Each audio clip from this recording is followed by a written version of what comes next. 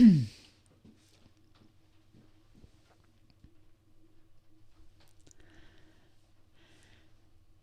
creators, how are you guys? It's great to hang out again for another podcast episode, our final one of 2019. And this one, we're going to dive into some of the lessons I've learned about what matters and what doesn't matter here on YouTube. And I'm looking forward to not only sharing these things with you so you can take them and use them in 2020 to continue to grow your YouTube channel, but also I want to learn from you guys. If you are in the live stream now, I want to hear your feedback and the input that things that you learned over the past year. And if you're listening to the podcast later, I'll be sharing those with you here towards the end of this episode.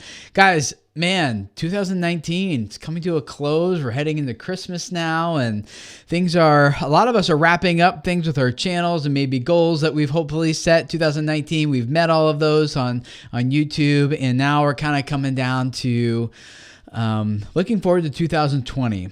And for me, here at Video Creators, last year was a really big year. We worked with more creators than ever before. In fact, I hired several additional people to help keep up with the growth that our clients were seeing, and more strategists and training more people to work with our client. Guys, it was amazing how much impact we were having on people through you guys, through those of you who are working, creating content that are reaching people, changing their lives. And that is one thing that we do measure is on our team is what kind of impact is this having. And it was a lot of fun to see all that happening. And along the way, we were learning a lot about what really does matter and what kind of doesn't really matter on YouTube when it comes to growing to our channel. One of the benefits that we get by working with people like you guys on YouTube is that we get to try a lot of experiments. We get to see a lot of data. We get to try a lot of tests, and we see people who are trying a lot of different things. And there's definitely a reproducible pattern to what works on YouTube and what doesn't work, what generates results and what doesn't generate results.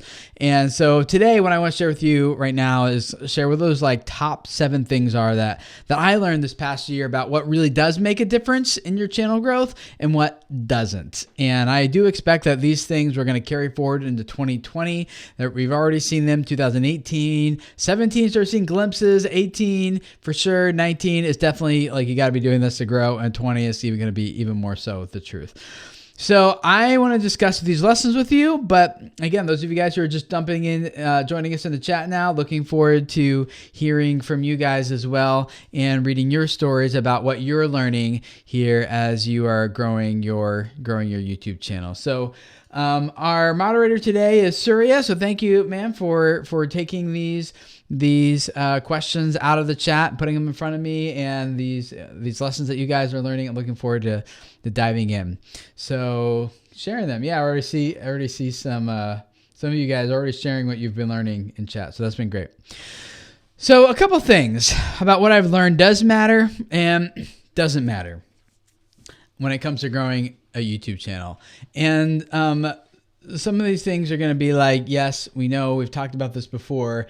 And what I'm kind of doing is everything we've been talking about for the past 50 some episodes here at Video Creators on these live streams and these podcast recordings is kind of be all condensed, because one of the things I love doing with you guys through these live streams is real time ability for me to share with you exactly what I'm learning, what we're experimenting with. We've done episodes on all this stuff, multiple episodes that goes in far deeper into all of these things and all the experiments we're doing and the lessons we're learning from them and all that. But let's kind of go high level, top 7 things I learned about what does matter and what doesn't matter on YouTube. Number 1 is I learned that really the only thing that matters is what the viewer cares about, right? Tags, descriptions, keywords, and things those things really don't matter at all. And I've had discussions with some people who are no, they matter, but only in the beginning, or when you first initially publish a video, or no, they matter because that's the only thing YouTube really knows, or and we could have that debate, but I don't want to get into that debate here. I just want to tell you this is what we've learned. This is what we've seen over and over again. It's reproducible, it's predictable, it works. And that is that, like, the metadata and the tags and that stuff, the only impact it has is if you have a common misspelling. Like, for example, schmoyer. Let's say, like, most people figure it out, but some people, understandably are like, how do you spell schmoyer? And so, like, if that's there's a common misspelling of my name, I might want to put that in the tags and things like that, just so YouTube knows. For the most part, anything that the viewer doesn't care about is, like, you shouldn't care about. So that is the thing, like, that we focus on, number one. And that really matters more than anything else. Number two, I've really learned that YouTube looks at far more data than I ever imagined. And none of it really matters to your growth strategy. So in terms of what doesn't matter, I mean, I've heard a lot of YouTube educators kind of like pointing at YouTube saying, hey, like, you should reveal this data and that data. And I've been fortunate enough over this past year to work with YouTube on a number of different projects and products in terms of, like, things they were beta testing before they announced them, and then other, like, different metrics. And I worked with them on different with different channels, and when something funky is happening, and I work with YouTube and the creator, and I get to see different reports about how YouTube is looking at different things internally, and so you guys think that YouTube Analytics is a ton of data, and it is, but there is, like, a ton more of different metrics and things that they evaluate behind the scenes. And YouTube doesn't release most of them to us for public consumption. And the reason for that is because they can easily lead you down wrong paths and put you in wrong directions. So, for example, when prior to click-through rate of a thumbnail and impression data being made accessible, I had access to that way before it was announced, and I was working with YouTube. I remember that internal conversation I can share with you guys now about how, like, should we share this or should we not? On the one hand, we don't want to release this information because if we do and we show impressions and click-through rate, everyone's going to just default to clickbaits, and they're going to think, like, the only thing that matters is getting your impressions up or getting your click-through rate up. And then they're going to start comparing numbers and think, like, I'm doing really bad compared to that person, when it's really an apples and oranges comparison. Like, that niche, that industry, that audience, that geographic location, that whatever performs way different than this. And so, like, there's all this, like, if we share this data, what is the creator going to do with it? And unfortunately, most of the time, people just isolate one metric and look at it. And we've had conversations about this, so I don't want to get too far into it, but isolate just one metric and then think, like, I just need to focus on this one thing and forget the bigger picture and have all these different metrics work together. So we try to mitigate some of that with click-through rate and impressions data before that was released by putting that in that chart for you guys that you see in your Creator Studio dashboard and things like that. But even through working with other teams there, they track so much data, and everything that happens behind the scenes is not haphazard, although I know sometimes the decisions negatively impact some creators. Everything is completely thoroughly tested multiple times in rigorous different ways. And so if you had all the data, it really doesn't change your growth strategy. I know what some of that stuff is, and I'm telling you guys, like, it doesn't make a difference. So one, for me, what does matter is I am glad that YouTube is tracking all this, and that's why their platform is getting so good at suggesting different pieces of content at the right time to the right viewer in the right way, and also why, like, you guys already have so much data available in our studio that we don't take advantage of. Getting more of it doesn't going to really help us, and the stuff that they're tracking, even if you had access to all that, the question you'd ask me, like, okay, so what do I do with that information?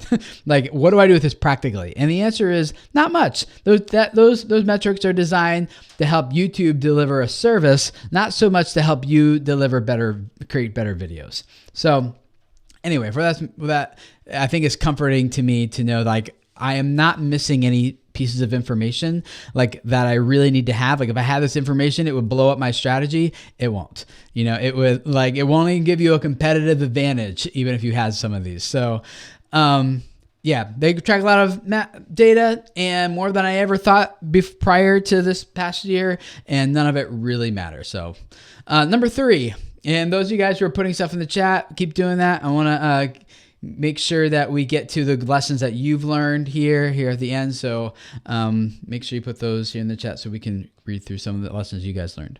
Number 3, I learned that quantity doesn't matter quantity doesn't matter as much as quality matters. Sorry. So there's a lot of channels growing very fast now that have very infrequent videos. I know back in 2018 and 17, it was preached, post a lot, post often, post frequently. You got to stay in front of your audience and keep them engaged or they're going to forget about you. And a lot of people did that. You see a huge growth in daily vloggers and live streamers and gamers who would post like multiple videos a day. But we have seen just as many, if not more, channels growing, and we've done entire videos about this on our YouTube channel. You can find one on my channel called the thumbnail says "Feed the Beast," about the data behind the channels that are posting like daily or weekly versus monthly, and some of the fastest growing channels have only post 1 video a month. Some of them post 2 a month. Others do post a whole lot. Some of them, I know some people who say, no, you need to publish 15 videos a day and you will grow faster. And maybe that's true if you can keep the quality high at 15 videos a day. But what we have found is like one good video that just really builds anticipation, that is really high quality. And by quality, I don't mean production value necessarily, although it could include that.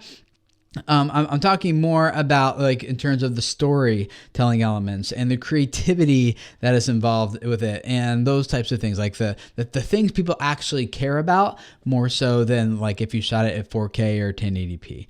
So quality, I feel like definitely is starting to matter more than quantity, unless you can do quantity like a lot and not sacrifice anything, maybe. But I haven't seen that done well yet. Number 4, I've learned that what really it really matters more than ever that your titles and thumbnails create tension in the brain. Guys, including myself, we get lazy on our titles. We create the content, we slap it up there, and then we're like, oh shoot, we need a title and thumbnail. Like the video's uploading, it's processing on YouTube's end. We're still trying to figure out title and thumbnail stuff. In order for this to work, we need titles and thumbnails that set an expectation for the viewer, and they click with that expectation, and that quick expectation is quickly affirmed for them in the opening seconds of the video. The tension is maybe even stretched even further in the content until that person's attention reaches the very end of the video and they want to click and watch another video from you. So titles and thumbnails matter even more. And when I say we get lazy with it, I think sometimes we just get lazy in terms of like we're just trying to describe the content, or we're thinking about it in terms of keywords and that like, oh, if we put this search term in there, it has high search volume and low competition, so this video should perform better. And all I have to do to people who are doing like following that strategy, and that's like what they're hanging everything on. I'm not saying there's anything wrong with taking a look at that data, but the people who are banking everything of their growth strategy on that type of data, all I have to do is like, great, so how's that working out for you so far? And so far, 100% of the time, everyone says, not so great. I'm like, I know. That's because that's not like, there's so many videos using that keyword. It's not like there's a lot of competition for content, and like that stuff doesn't really matter. It really comes down to, does a viewer, do they feel tension in the brain, and do they want to click? That's what prompts that. So if any of you guys are in the chat and you have seen something, a different result than that with focusing on the keywords and stuff, let me know. I'd like to hear about it. But what it really comes down to is titles and thumbnails that create tension. That really doesn't matter. Number 5, it also really matters more so than ever before that your branding is clearly communicated. And again, guys, you've heard me talk about this. By branding, I don't mean that you just need to have, some fancy logos and you need to have some, a creative title for your channel name or something like that. What we're talking about is who's your brand for? Why should they care about it? And how does it make them feel? Like, again, we're coming back to the human elements here. This is probably the number one thing that's come up this past year in the consultations, the one-on-one consultations that I do with creators, is look at their channel, and I'll first thing I'll typically ask them is like, hey, tell me your story. How'd you get started on YouTube? How'd you get started in this topic or this niche or this genre or whatever the case may be? And they'll go back and they'll tell me the story. I'm like, oh, great. And I'm like, that's really important because now I understand what you're all about. I understand what you're trying to do here. It answers a lot of questions for me and makes it easier for me to latch on to what you're all about just from an emotional perspective, human perspective. I'm like, and then I ask, like, where would I find that story on your channel? Oh, well, you can't really, or we shared it in that one video that one time, or something like that. And so their backstory, like, who are you? Where'd you come from? That kind of basic information isn't being communicated very, very much. And we need that in order to create an emotional connection with it. Like, we need to know the backstory. Who is it for? And I'll ask, like, so who's your most ideal viewer, your most ideal subscriber, customer, whatever? Who are you going after here on YouTube? And it's generally like they start telling me like what their YouTube analytics are telling them, which is someone somewhere between the age of like 18 and 65 years old who I guess is in the US. I'm like, no. Not their demographic info. Who is this person? Tell me this person's story.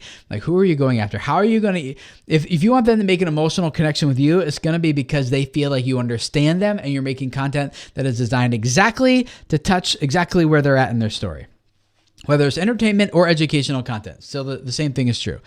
And then they're like, we don't really know. And I'm like, okay, well, it's going to be really hard for you to, and I don't say this directly, obviously we work through it together in a one-on-one session together, but we'll work through like, who is this person? What is their story? How is this person going to resonate with your content if you don't even know who this person is? The best way to get someone to be like, oh, I love this content. Like, subscribe, I'm watching everything you're doing, is to actually make content for them. And then also along with that, like, I'm like, okay, well, we figured out who this person is, but why should this person care? Like, and we get into like value proposition and things like that. And again, a lot of people can't articulate these things well enough. And it's so important on YouTube because you guys do it too. Even before you clicked on this podcast episode to listen to it, or before you clicked on this title to come to this live stream, you evaluated, is this going to be worth my time or not? Now, some of you I know are just here every week, like Miggy Wiggy, The Amazing Drone Show, Dear Julie, like some of you guys are just here. Lily Tree, I know you're here every week too. Like, you guys just, like, I don't think it might, let me know in the chat if I'm wrong, but like, I don't think it really matters what I put in my title for you guys. Like, you're just going to show up, Monday, 2 p.m. Eastern time, I show up, Tim live streams, we hang out. It's a good time, right? So you do have like some of that, but if you want to grow, you need to get more of those people who don't understand that and haven't made the time investment to figure that out. And if you want to grow on YouTube, most people will not take that time investment to figure it out. You get like a few seconds, if anything.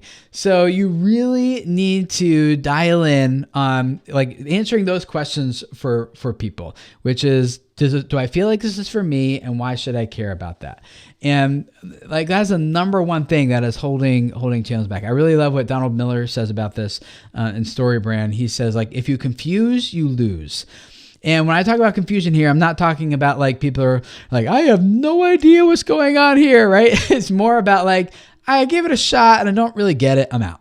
That's kind of more about what we're talking about here. So people in the chat are like, yep, doesn't matter to me. Miggy Wiggy says, nope, you're not wrong. Soul Moons Rising says, maybe, LOL. So, all you guys in the chat are proving my point. It's like, you make great content.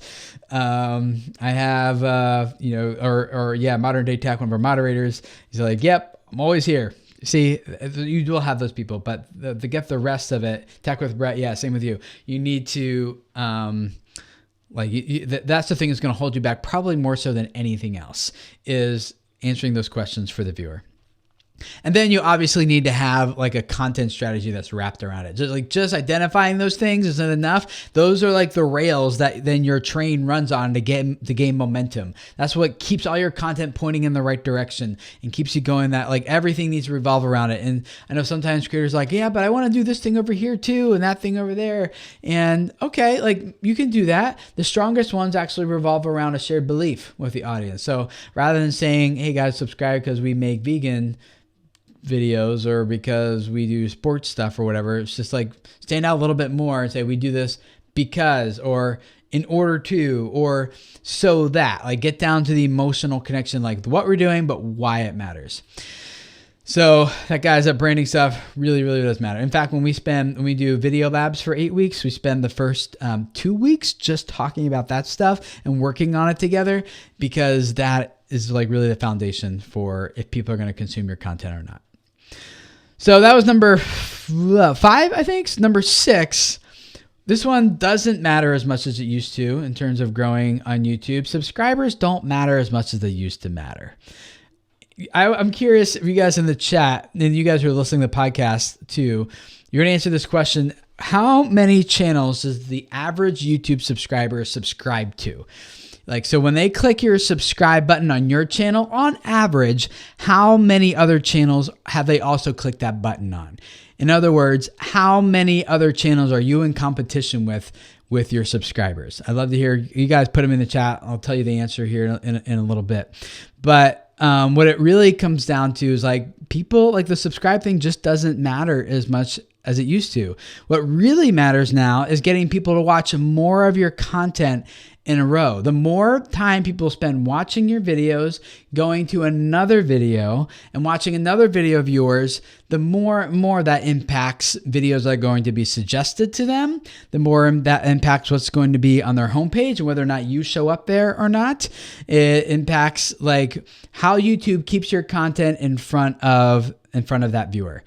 And like my kids, for example, they watch hours of YouTube, not every day, but usually on Saturdays on our day off when we're just kind of spending family time together, they'll have some time to watch, and sometimes during the week too. They watch primarily on Roku we have a Roku television. So they watch primarily on there. And my kids have never subscribed to a single channel, even though they spend hours watching. Even though, like the creators they watch, remind them at the beginning and the end to subscribe. They even show a little graphic and a little bell icon, and my kids are like, whatever.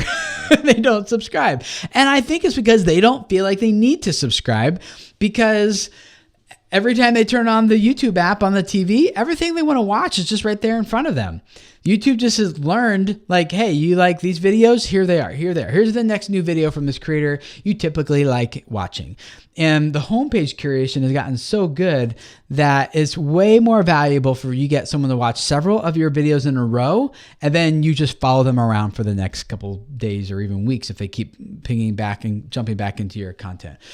So you guys in the chat are making all sorts of guesses. Tech with Brett says 100. Tronics Fix says 100. Crazy Kaylee 14 says 140. 3 Pound Crappy Fishing says 40. Carrie 25. 20. 200-ish.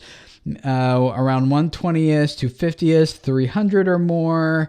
44. Wow, we got a wide range of guesses. I probably have around 100 subscriptions. Someone guessed in the thousands. ELO021.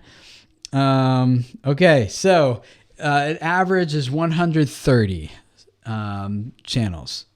So you think like when someone subscribes, what that means is they're gonna like want to watch everything that you do, and you might even think that maybe they're gonna enable notifications. But if they do, like that's 130 channels publishing content. They're not like, who's gonna keep up with that? I don't. And my full-time job is on YouTube. I'm subscribed personally to about 400 something, I think. And I can't keep up with all of them I'm subscribed to. So subscribers don't matter as much as they used to. It's far more valuable for you to instead pitch another another video that you want the viewer to watch and click and get them into that next video. And we've seen that time and time again. And we've done whole episodes here about how to do that. If you're an educational channel, if you're an entertainment channel, and what some of the metrics should be, you should look for, and the difference that it makes, and how to track all that in your data. And yeah, so we've talked about that, but to kind of summarize it, it really comes down to getting people to watch more rather than just getting them to passively click a red subscribe button. So that's number 6. I'm sorry, everyone who's like, oh, I don't feel special now. I mean, that's kind of the point. Not the point, but like,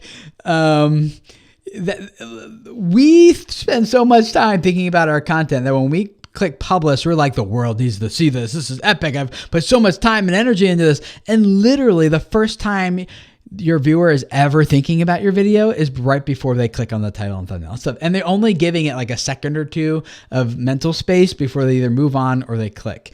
So, yeah, getting people to watch more is more important than getting them to subscribe. I'm not downplaying the subscribe. I'm not saying it's not a big deal, but if you guys notice, those of you guys who watch my content, it's been a long time since I've ever asked people to subscribe, and it hasn't impacted my subscriber rate at all. So people who want to subscribe, they know what is there, they know how to do it. And people who don't, sometimes it just confuses them. They're like, I don't know, like, does that mean I got to pay to get more content? Or some people just are confused and don't understand it. And that's fine. I don't really need you to understand. I just kind of want you to keep watching more. Although my audience with you guys, like your crowd, you all understand it. So it's even less of a reason why me, given my target audience, would need to pitch it. But you guys get the idea. Okay. Number 7. Last thing that doesn't really matter, and this is kind of going along with what we just said, is that tricks and hacks no longer matter. I still get the questions of like, hey, if I put my keywords into my video file title, like my file name before I upload the video to YouTube, does that make a difference? Hey, if I shout my keyword 15 times in the opening 30 seconds of my video, does that show up in the captions file and make YouTube more likely? Like, no, none of that stuff matters. Remember going back to my first principle, which is the only thing that matters is the things the viewer cares about. So the tricks and hacks no longer matter. And YouTube is so personalized for us now. Like they have the technology to know what's in your video even while you're uploading it. Even before it's finished uploading, they already know what your content, not all of it, but while it's uploading, they can scan it and figure out what's going on here, what's it about, and be able to immediately flag it, whether it matches content ID or violates some of their guidelines, community guidelines, whether it be related to inappropriate subjects or things like that. You know, that it's supposed to keep a clean rating, but you guys can fill in the gaps there, right? They can figure that out. And YouTube is so personalized now that everyone's homepage is different. If you want to look, if you look at my homepage, it's going to be different than your homepage. It's going to be different than anyone else's. So that is way different. Suggested videos are also going to be different for everyone. Search results can be different. I mean, there's a little bit more of a straightforward thing that's still happening with search, but that is increasingly becoming more and more personalized. I mean, search results are definitely personalized, but to the extent of personalization isn't as dramatic as if, suggested in homepage yet. So YouTube does an amazing job trying to figure out and predict what each viewer wants on that video before they even watch the next video. If we surface this video, how does that impact not only what videos they watch next and how much time they spend on YouTube, but they're also evaluating this human metric now called satisfaction. They don't want to just know what do people watch. They also want to know how does this make people feel. And so, for example, you guys are maybe know that there's a lot of conspiracy theory stuff on YouTube. And someone might search for a completely innocent news clip and watch it. And then the next thing they know, they're clicking on a suggested video that's like, but did it really happen this way? And then that prompts more questions. And YouTube can be really good at surfacing content that keeps people in a really long viewing session. But by the end of it, they've watched all these different conspiracy theories and they kind of just feel a little dirty. And they're like, it's been a long time watching YouTube, but I'm not really happy with how I feel now. I'm not really happy with with what this did to me or how I'm walking away from YouTube feeling. And so YouTube realized that they can't just measure, they just can't optimize for viewing duration. They also need to optimize for how does this content make it them more or less likely to come back to YouTube 2 days from now or 5 days from now, or how does this content make, how satisfied does this leave them? And so they even measure that. And, normally people are asking well, how do they even measure that? And sometimes it's just if you notice on mobile device, you're scrolling through your home feed, there'll be a little survey and you just quickly hey, we noticed that you recently watched this video. How satisfied are you with that content? And you just kind of tap a quick rating and move on. So they're asking you, they're doing other things like that too. So the tricks, the hacks no longer matter, and they know what's happening in your content even while you're uploading it. YouTube is so personalized now that trying to be number one for this thing or that thing is a way different game now than it was before. So what does this all come down to? When it comes to 2020, what does all this mean, Tim? Thanks. You told me what matters, what doesn't matter. I don't really know what to actually do now with my content going forward. What does this mean? And it really all boils down to this. Everything on YouTube revolves around the viewer. So we should too. Everything that YouTube is measuring, that YouTube is evaluating, that they are comparing, that's making decisions on what do they surface and what do they not surface, it all comes down to the viewer. What do they care about? What do they respond to? And so everything on YouTube, what it comes down to is that everything that we do also must be people first, not algorithm first. If you want to dominate the algorithms, you optimize for people, not for robots, right? Because the robots are designed to respond to whatever people are responding to. If you want YouTube to surface more of your videos, you have to craft titles that people will click on, not titles that just contain all the keywords you can think about for that video, right? It needs to tease a story, needs to create tension in the brain, needs to create some sense of intrigue. If you you need to put more emphasis on story elements in your video that causes people to be more likely to emotionally engage with the content. You need to establish this. You guys have heard me talk about this primal branding stuff a lot, and it's because it's such a really simple, reproducible process that all brands that develop a cult-like following, I'm talking outside of YouTube now, just in general, all brands that have developed a cult-like following have nailed all these elements of the primal code. And actually I happen to have the book right here. I reference it so often. I didn't even realize it was right, but it's not supposed to be not sponsored by anything, at all. I'm just telling you guys, this is the book. I talked about the creation story, who are you, where you come from. That's the first step of a primal code. And so it's really figuring out that stuff and integrating those 7 signals that people really need, integrating them into your content. So it's easier for them to fall in love with your content and your channel. I've worked through this process, like I've said, with a lot of creators, and it's common we come up to this hey, if for me to connect with your content, I need this. Where would I get that in your content or your channel? Not really anywhere. Hey, I need this. Where do I get that? Not really. I don't know. Right. So we think that sometimes it's all about the info download. Just give me the hard, cold, dirty facts and end that video. And there is a place for that, but there's more of a place increasingly for it's I care about the info, but I also care about who I get it from and how I receive it. So it's really more important about that. And so I see you guys here in the chat. You're talking welcome to Chickenlandia. That's an interesting channel name. I'm curious. See, that creates intrigue. I'm intrigued. I want to click right now, but I'm live streaming, so I can't. But I feel relief after hearing this. I'm tired of trying to figure out the dang robots. Yeah, don't worry about it. Most of these top creators, you look hey, they don't even use tags in their videos. And I'm saying most of the top creators. That's probably unfair. But there are channels who are growing quite successfully, who aren't even paying attention to this stuff. And so that's probably what drives some of you guys crazy. Is you're I'm trying stinking hard and I'm doing all the right things, but it's just not working. Why not? And it's not because you put PewDiePie in your tags, right? Those of you guys who are in the chat, share with me. Hey, Renee Teely, share with me your the lessons that you've learned in this past year on your channel, and I want to get to those here in just a second. So start posting those if you haven't already.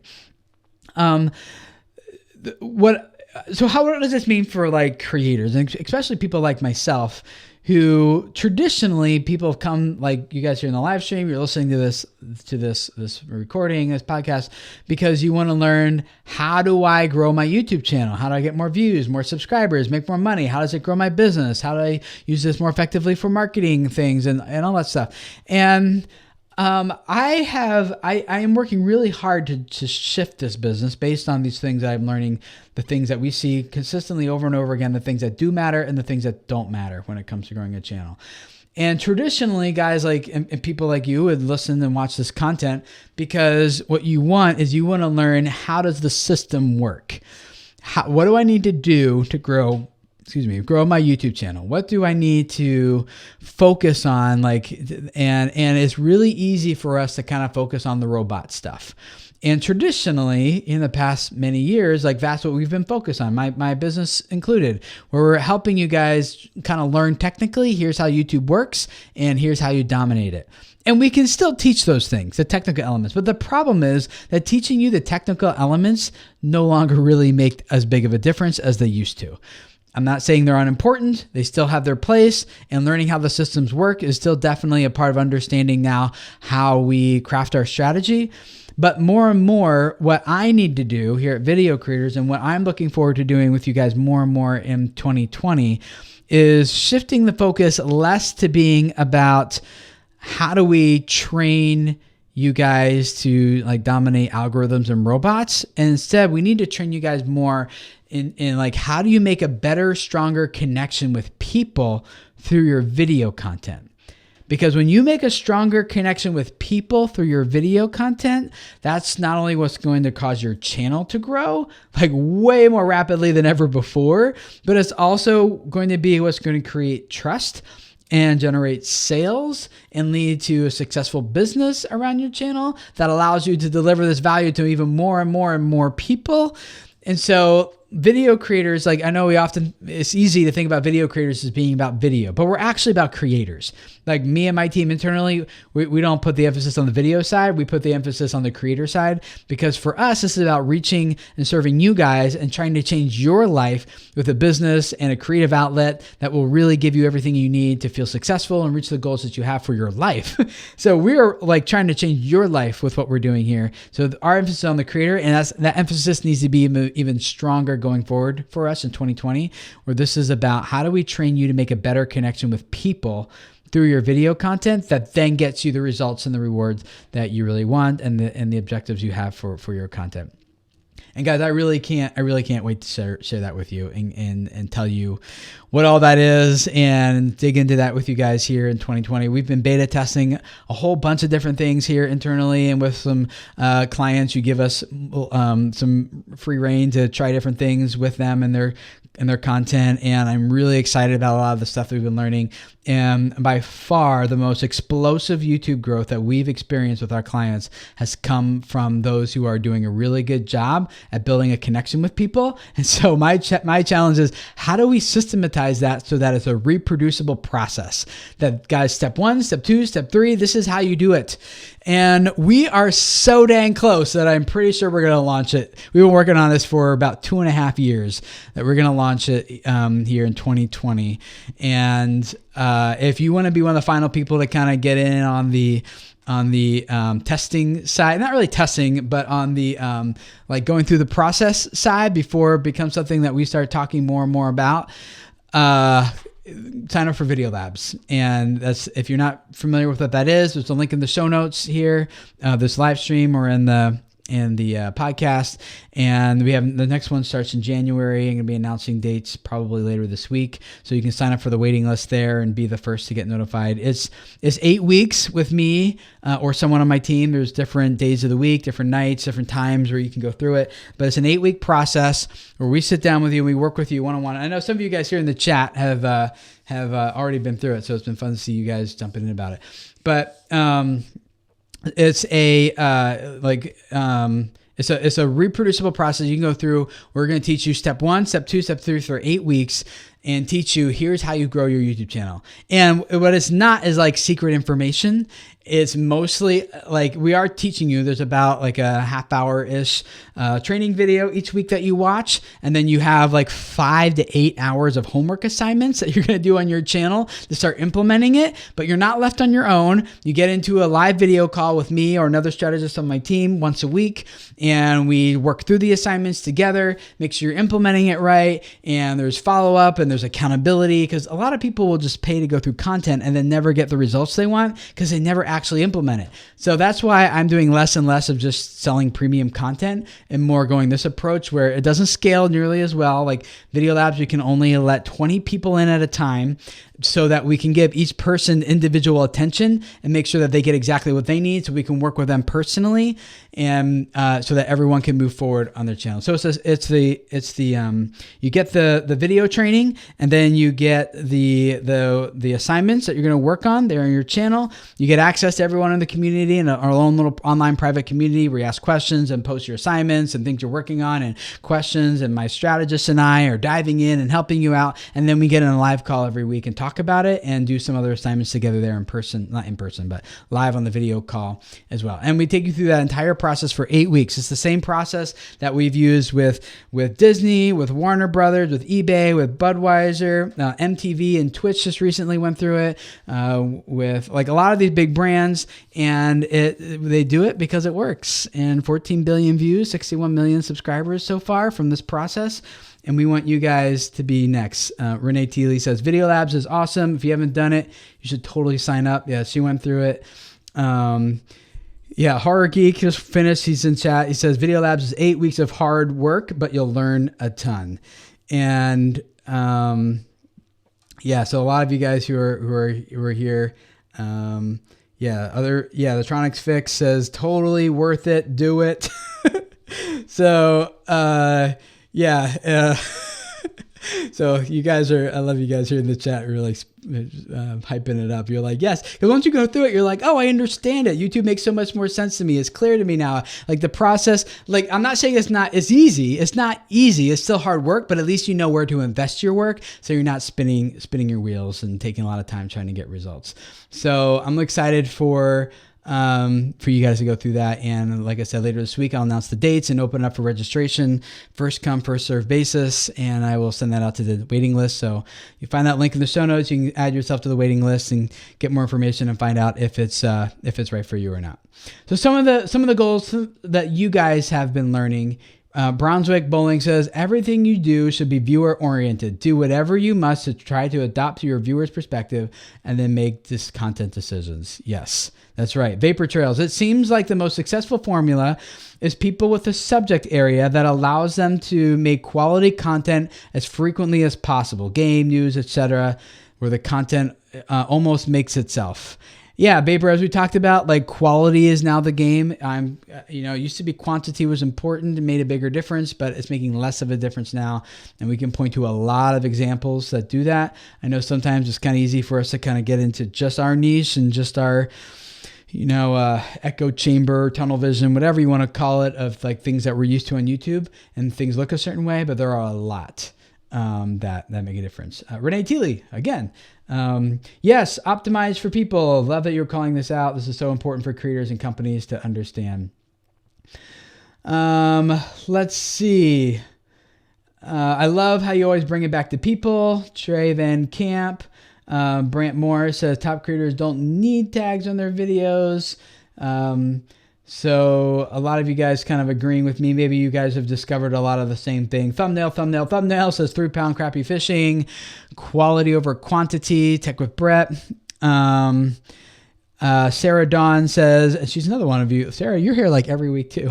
Make the thing. Don't just think about the thing or plan the thing, make the thing. So that's a great lesson too. But so many people get analyze it to death and then never get started. Yeah, that's a great way to get nowhere fast. Pam Duthie, slow down and make better content. Yeah, and she also said she learned to be first with the news. Like, so if she can be first to YouTube with a video about a piece of like a news that came out, then she has more ability to be. Yeah, you can do that. If you can do that, props to you, because that is a tough game now, getting first to it.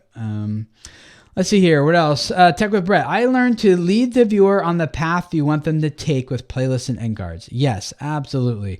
Now, don't just be like, hey guys, I hope this was helpful and I hope you enjoyed my video. Let me know what you think down below and have a good day. Make sure you subscribe, like all those things. Just be like, and now that you understand this, the next thing you really need to do is learn how to make a cake to go along with this recipe. Here's this quick playlist I put together of you, my favorite cakes for this recipe. It's going to make your meal so amazing that people are going to love it. So click right here. I'll see you in the next video. That type of thing. And thinking when you craft your videos, thinking about the viewing journey and the viewing session, not just that individual video. Let's see here. Welcome to Chickenlandia. I love how you're trying to make YouTube better. Thank you. I'm not trying to. You guys are doing it, and I feel like I'm just kind of reinforcing for you, like, yes, this is how it works now. It's about focusing on the people. Tronics Fix says, make videos your viewers want to watch. I know it sounds simple, but I make an experiment video periodically, and when I see my viewers responding, I make more like that. Yeah, great lesson to learn. Respond to what your viewers respond to. There is a balance. For me, I have found that like what you guys, or maybe not you guys specifically, but with the general YouTube creator community response to most is the real way to get more subscribers in 2020 or, things like that.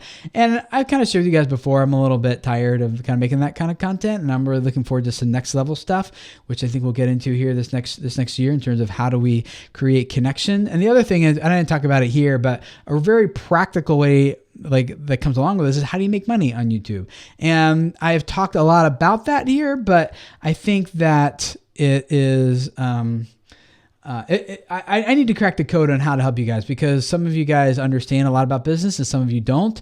And that kind of makes a difference how you present it. Some of you guys are just content with like, just tell me what affiliate links and I'll just keep selling other people's stuff, and other people aren't. So that's a hard thing because I don't want you guys to just kind of be like stuck building other people's businesses with advertising and affiliates. And I don't think there's anything wrong with that. It's called a media company. It's a great business model, but I want you guys to have the opportunity to think outside that box if that is right for you. Anyway, more about that probably later this year. Let's see here. What else do you guys talk about? Modern Day Tech said it's all about the people and the value that you give them. Brandon Walters said he learned that better connection with people through your video content. Yes, love that. He's like, that's definitely what it's about. Let me keep scrolling here. I spent about 30, this is Brunswick Bowling again. I spent about 35 to 40 hours editing each week, editing that show's show. To cut corners would sacrifice fundamental aspects of the show and the production value. Not an option. It's always quality over quantity. Yes, I'm glad you're learning that one. That quality does make a difference. Now there is probably some. I'm saying you're not making them, but there's usually maybe one or two corners you can cut. That maybe is a big deal to you that the viewer doesn't care as much about, but that's kind of up to you to kind of figure out where that line is for things. Yeah, so many things you guys are learning. This is oh yeah, more people talking about how Video Labs is awesome. Glad you guys enjoy it. The single greatest lesson anyone could learn from YouTube is to just do it. Don't wait for anything else or anyone else. Just do it and learn as you go. Yeah, that does make a big difference. So, and History Treehouse, good to see you again. Lesson learned is being active in chats on similar channels, learning what their fans want, and then filling the gap with videos on those topics. We'll be filming at a historic village Wednesday because of that. Great, yeah. Paying attention to your community. I think what you're getting at, History Treehouse, and this is really important, is that you have to know your audience and understand exactly what they want. And I'm hesitating because there's like this tension between what you want and what they want. And like what I want for you guys is bigger than I feel like most creators want for themselves, but it's hard to like pitch that when they kind of just want to know how do I get more views and money and subscribers type of thing. So that's a tension I'm always wrestling with, but yeah, knowing your audience is very important. And then comics and barbells. I learned you just have to start even when you don't feel quite ready. Yeah, absolutely. Guys, this is our last live stream of 2019. Our next one will be in January. So if you are interested in Video Labs and Thank you, all of you guys in the chat who were talking about how much it was helpful for you.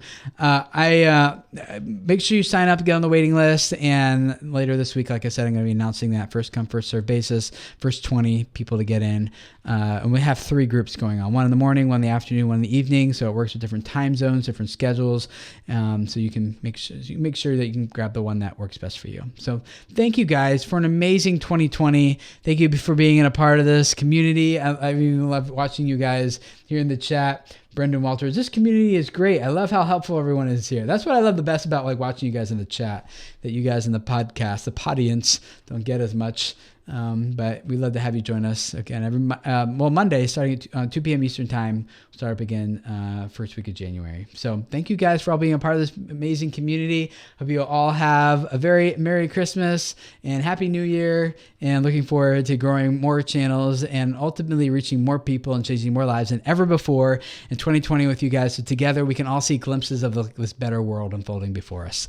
That's what it's all about for me, and I know for a lot of you too. So thank you guys for being a part of it, and I'll see you guys again in 2020. See you guys then. Bye.